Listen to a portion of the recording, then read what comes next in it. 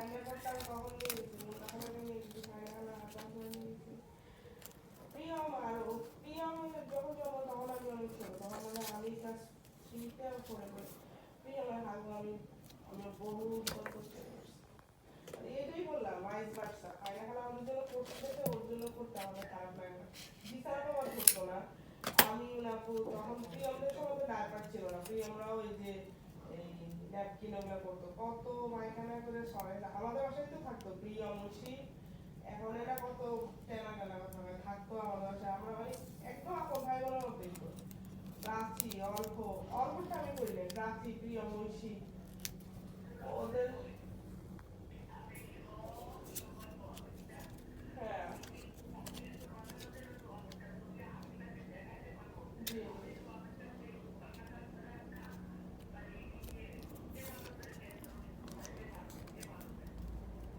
এরা তো কেন্দ্রবিন্দু আসছে কিন্তু চারটা মাসের এখন আর কি কোনো দেখা থাকে না এই বিষয়ে এখন তো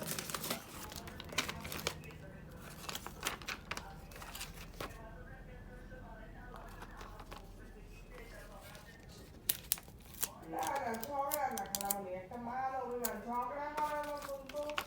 এখন কারো বয়সও নাই রুচিও নাই ঝগড়া করা যায় ঝগড়া করার জন্য আসলে আন্তরিকতা লাগে খালামণি এখন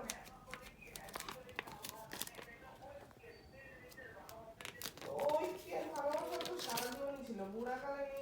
কইছে মানুষের এবার ঐক্য চাইলে আবার যুদ্ধ করো মানুষের জোয়ান কালে এসব ঝামেলা আমাদের জোয়াতে এসব ঝামেলা মানে এখন যখন সবাই সেটে সবাই সবার প্রতি হ্যাঁ এখন হচ্ছে